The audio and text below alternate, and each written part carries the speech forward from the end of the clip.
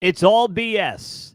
Everything you're seeing on YouTube, every podcast you're listening to that's looking for your clicks, it's all BS when it comes to the Big 12, ACC merger drama, rumor mill that is spiraling on Twitter, that is getting clicks and shares on social media, and is getting views on places like YouTube and listens on the podcast. And I'm just here to shoot it to you straight.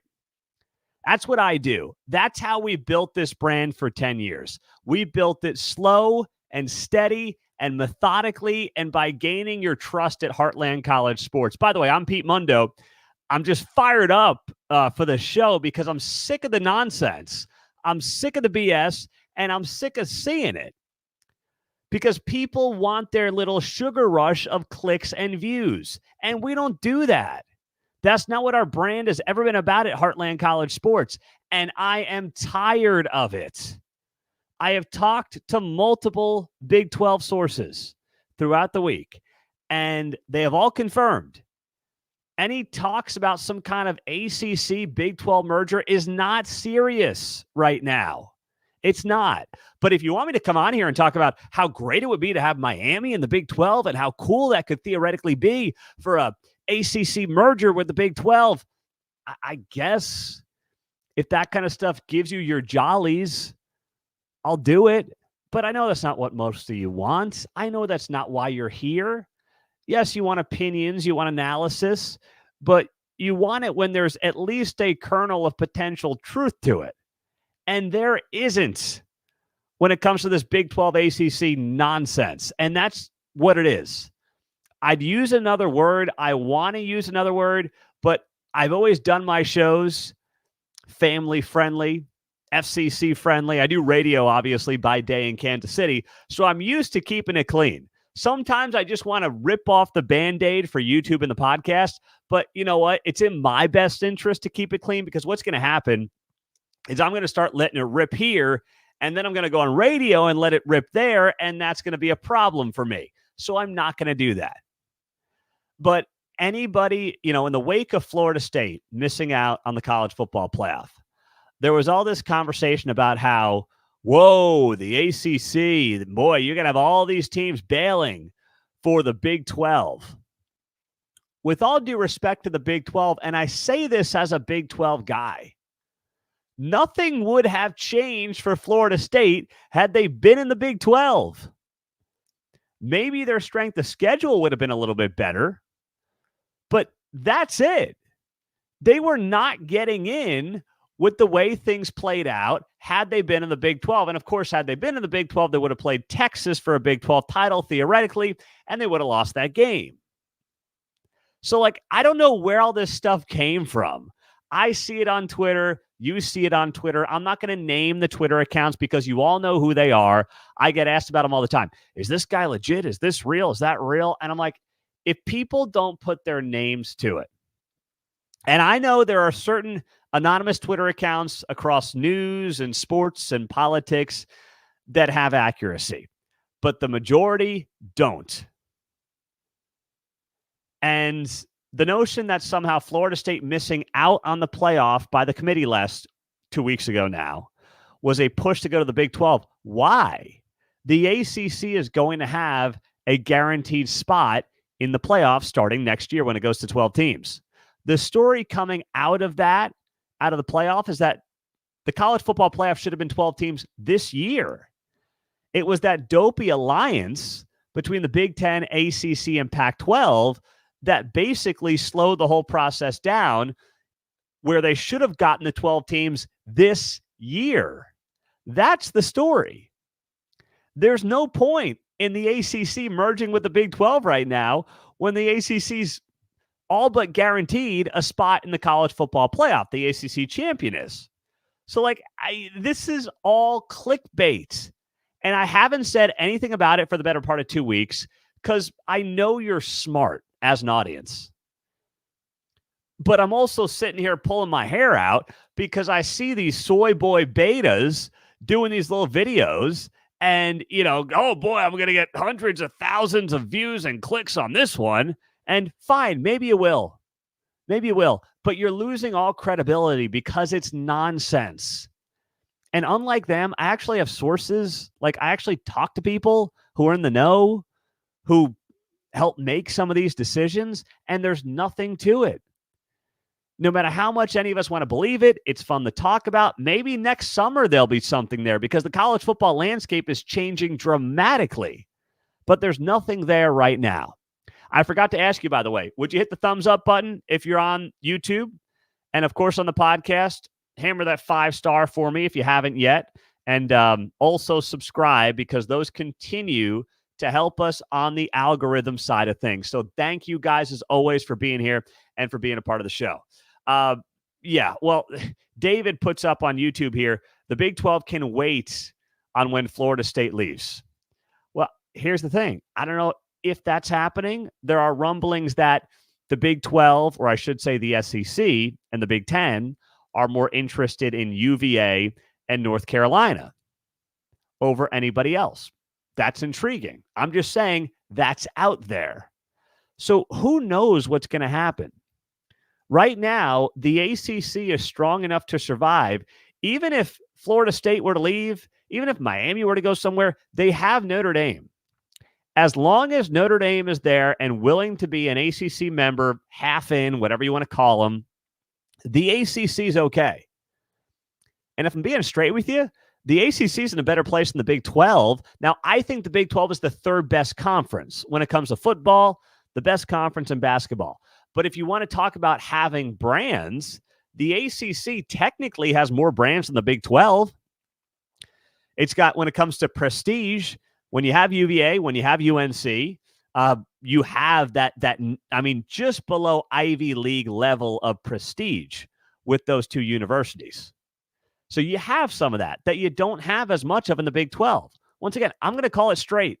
I'm not going to sugarcoat any of this. I've never done it that way, and I never will. So I look at this and I step back and I say to myself, okay, what is this all about? No credible reporters have put their names to it. They're not going to do that right now because it's simply not true. But people are going to pop on YouTube and podcasts and spat off at the mouth, and they're going to put things on Twitter that get them shares and clicks, but there's nothing to it. John asks why my Texas sign on YouTube is right side up. John, you missed the last couple shows, brother. I said I would go right side up if they won the Big 12, and they won the Big 12. So there you go. Horns up. See, I can do it. I'm going to be pulling for them. Oh, boy. Yes, that's exactly right. We're getting to some of your questions here on YouTube. I'm just in the mood to let it rip and get to some of your questions.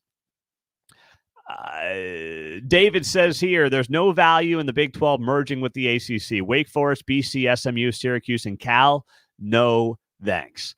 Well, here's what would happen if that ever came to fruition. And I'm just doing the if thing to answer your question here, David. Essentially, it would be one big jumble of 20 some odd teams. It wouldn't feel like a conference. You'd have pods.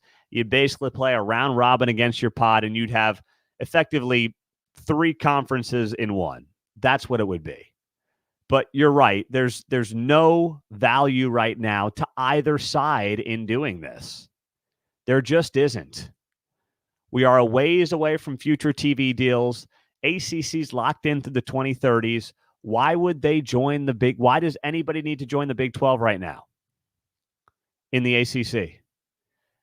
I mean, there's a little more money in the Big 12, not a ton more. And if you want to be in a place, you want to be, let's just call it like it is. There's a power two we're seeing shape up, the Big 10 and the SEC. Now, I think they're going to be wildly overrated because ESPN's going to basically do their bidding, but they are going to have the most amount of money.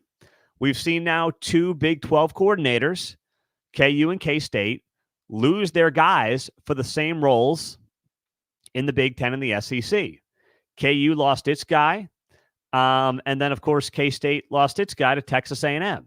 So that's going to keep happening because they're going to have more money in those 2 conferences to spend on coordinators. So I expect that to continue. But the Big 12 is still in a very good place. They're going to make the playoff every year because you're going to have the guaranteed top conference champions get in, and then you might have a chance at an at-large team every couple of years. I mean, that's the best case. The Big 12 is in a position, if they can get one team in the playoff every year, which they will, and let's say every other year they can land an at-large bid, that's a really good place and a really healthy place for this league to be. Now, it's going to be such a topsy-turvy conference, it might be difficult to get that second at-large because you're going to have to go, let's say, 12-1 is your conference champion, or 13-0, I suppose, 12-1 or 11-2.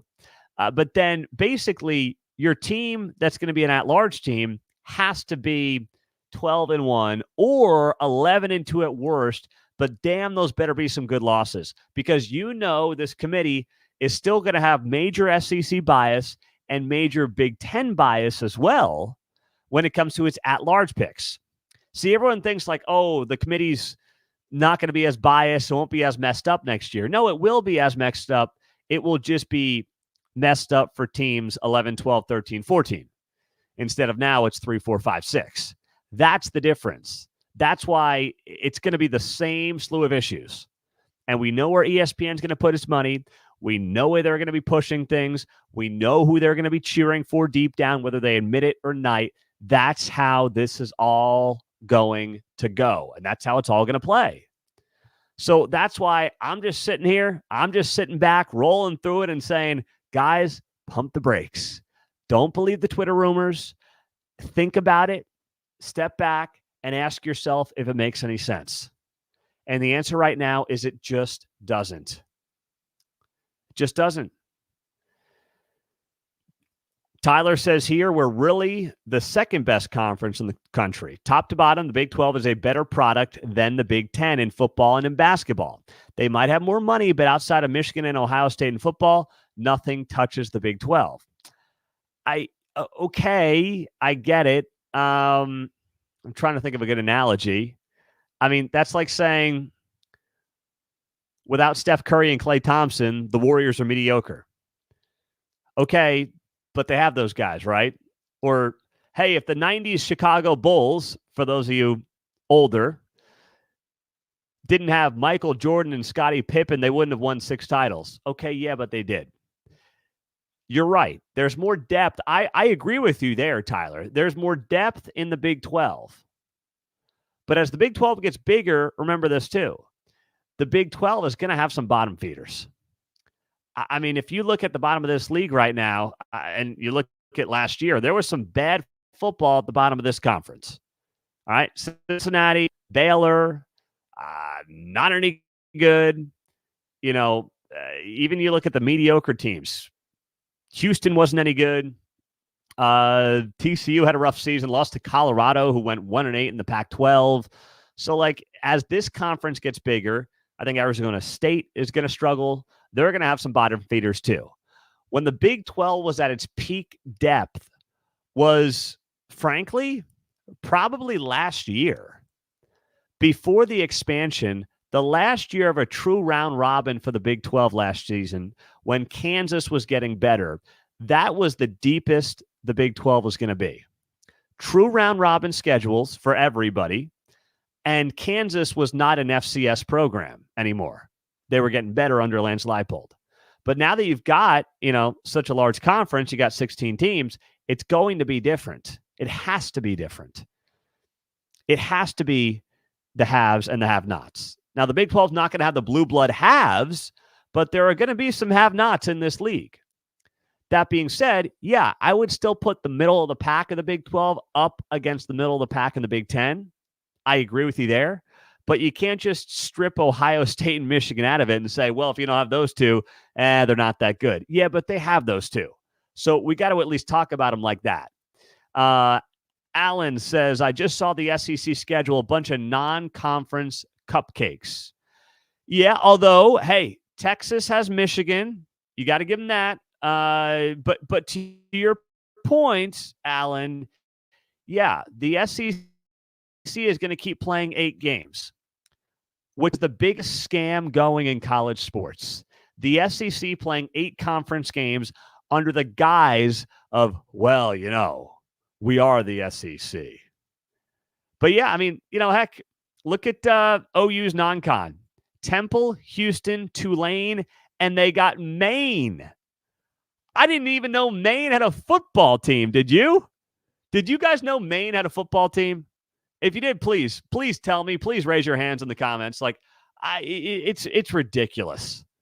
The fact that the SEC still gets away with 8 conference games remains the great scam in college sports. And nobody says a peep about it. The national guys, there's a couple of them, in fairness, who do say a thing or two. But for the majority of the national college football guys, they don't say a word. They cover up for the SEC, and they're happy to do the league's bidding. Meantime, we're all sitting here like, are you guys serious? 8 conference games? And by the way, with the conference expanding like the way it is, once again, the SEC is going to have some softer schedules as well. That's indisputable. So it's just one of those things. You got to sit there and you got to say to yourself, at some point, people are going to realize what the heck is going on. Derek on Facebook Live. Pete, the Big 12 will have lots of near the top teams every year. What does it take to be considered a blue blood long term? Can that jump be made, or has the media already made their guys? It's a great question, Derek. Here's what I'll say to that. I don't think there can ever be a new blue blood in college football because the media has protected the same old blue bloods for 2 generations now. Tennessee football is not a blue blood. They've been viewed as a blue blood by some, but they're not a blue blood. They get treated that way in some circles. They have no business being one. Peyton Manning was 25 years ago. I don't think there's ever going to be a new blue blood. Like, Clemson should theoretically come as close to being a modern day blue blood as anybody, but the media has never really treated Clemson like a blue blood. And now that they're tripping a little bit under Dabo Swinney, the media has basically rolled them under the bus. But they'll protect the blue bloods. They'll protect USC. USC is stunk for how long now? By USC standards, they've stunk for going on a couple of decades. Okay, they popped last year in year 1 under Lincoln Riley. But by blue blood USC standards, they have not been good in going on 20 years. They're still a blue blood. The media still treats them like a blue blood. That's not going to change. So I don't think there's going to be a day when we say, well, if you win, let's say, 4 Big 12 titles in 6 years, you're a blue blood. No, because the media is always going to thumb its nose at the Big 12. The Big 12 is never going to get the respect that it should. I guarantee you that. I know that. This website started at Heartland College Sports because I was watching this league, I was working in media, and I realized that this league did not get the credit or the attention that it deserved. And nearly 10 years later, nothing's changed. So I wish I had a better answer for you there, Derek, but it's a fantastic question to bring up. How does one become a blue blood? And the answer is not the one many want to hear. You can't become a blue blood. The media won't allow you to become a blue blood. Like, if Clemson couldn't get there, I don't know whoever could. So, but fantastic question. Really good stuff there. Pete, I'm glad you're doing this live stream. Hey, we pop on the live stream, Carl, a couple times a week is the goal there. So we're doing this as much as we can at Heartland College Sports. We're always bringing you the live streams when possible on YouTube. What we would ask you to do, if you haven't yet, subscribe to the channel. Hit the thumbs up right now in the video if you're watching on YouTube Live. And for those of you on the podcast, as always, leave that rating and review. We appreciate you guys doing that and being a part of the show. Elijah, some great questions rolling in tonight. Elijah, probably a bad idea, but what if the Big 12, ACC, and the Group of Five made an alliance? All right. No more alliances. Elijah, come on, brother. No more alliances. We're done with those. Come on. Reform the BCS as their own subdivision with their own playoff and national championship and bowl games, never schedule any games with the Big Ten or the SEC. That would put pressure on media contracts because now the SEC and the Big Ten are playing against themselves over and over again with some FCS D2 games to boot. Elijah, I love you, brother. We do not want that. What happens then? The media narrative would only continue to further that it is a power two and that those are the best two conferences, and there's no doubts about it. We want the Big 12 to play the SEC and the Big 10 when they're willing to schedule us and then beat them and prove that they're not the high and mighty. They're not the be-all, end-all, and there's a lot of good college football being played around the country. So we want to play them as much as possible. We want to prove that their media monopoly is all smoke and mirrors. That's what we want to do. And by the way, the Big Ten and the SEC, they're both going to be 16, right? That's 32 teams. The NFL is 32 teams. If the rest of college football is going to try to create an alliance to stick it to the Big Ten and the SEC, they'll create their own minor league football division or whatever you want to call it, and they'll be fine playing each other. The NFL works fine with 32 teams. So we don't want to give them the opportunity to do that. You see what I'm saying? We do not want to give the opportunity to do that. No way, no how. And yes, as Scott points out here, the alliance is what the Pac-12 did with the Big Ten, and we all saw how that worked out. So let's definitely not go down the road of any kind of alliance. Alan says next year Houston has to beat Oklahoma. You're right. And good point, Ed. The Big Ten is going to be 18 teams, not 16. So yes, very good point. Another reason to make sure that we don't go down that road. Pete, what's your take on the Big 12 shifting media days to Las Vegas? Could you see Yormark doing a fan fest at the end of media days? Should the Big 12 rotate media days amongst Big 12 cities? So I mentioned this on my show the other night. I'm not a fan of it. I would not cede ground in North Texas to the SEC. The SEC is having its media days at the Omni Hotel in Dallas next year. The Big 12 is bailing on AT&T Stadium, going to Vegas. They say it's because of scheduling issues at AT&T Stadium. You do have the MLB All-Star Game there next July, but I don't like the move. You want to get as many media people to your media days as you possibly can. That should be the only goal. Now, if Yormark is thinking about incorporating a fan fest, that's cool. That's different. That opens up potential experiences for fans. But still, how many fans are going to do it? And by the way, what do they get out of it? You get to meet me as I'm, sweating in Vegas, wrapping up media days, trying to hit a pool party and grab a cold beer, and maybe play a round of blackjack. I'd love that. If you guys want to come out to Vegas and hang out with us, our crew, the Heartland College Sports Crew, we're going to be acting like it's the Hangover. It might get a little out of hand. I'm just going to throw it out there now in case our coverage is lacking next year. And as the guy that foots the bill for the company, by the way, I'm already dreading it. I have lost sleep over it this week. So you know how I feel. But I don't think bouncing media days around is really all that interesting unless there's some kind of fan element. Because ultimately, the only goal of media days should be to get as much media attention and press coverage as you can. And I know a lot of guys who are not going to go to Vegas with larger outlets and smaller outlets because of cost. It's much more expensive to get guys from the middle of the country to Vegas than to Dallas. So, oh gosh. Jim asks, couldn't Yormark have put media days where the Mavericks play? Now, I'm in Kansas City. I'm a little shaky on the geography, but I think where the SEC media days was going to be or is going to be is like right around the corner from where the Mavericks play. So I don't think that would have made a lot of sense. I also don't know. Maybe there was, concerts or whatnot in the arena. So I'm not, and who knows? Maybe there's beef with Mark Cuban. I don't know. But you're right to ask the question. Listen, here's the thing. Here's what I would have done. If AT&T Stadium was filled because of, let's say All-Star Game stuff, Well, then just do it the week after. And I am right about that, by the way. I did get that right. The Omni Hotel, where the SEC Media Days are going to be in Dallas, is a mile down the road from where the Mavericks play. So they probably didn't want to be in that area. But obviously, AT&T Stadium's in Arlington, which is 20, 30 minutes away.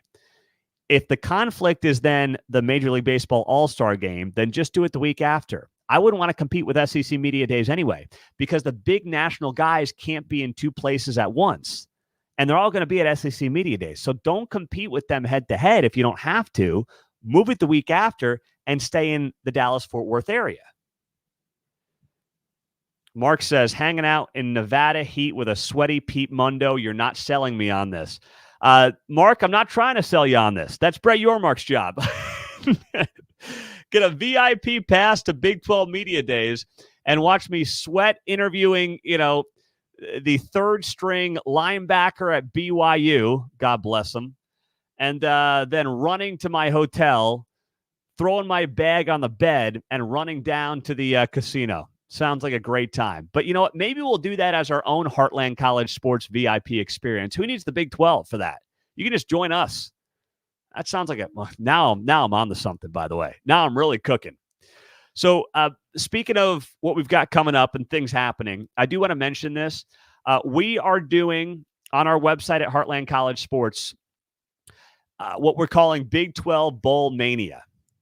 You're competing against the Heartland College Sports staff in a Big 12 Bowl Mania.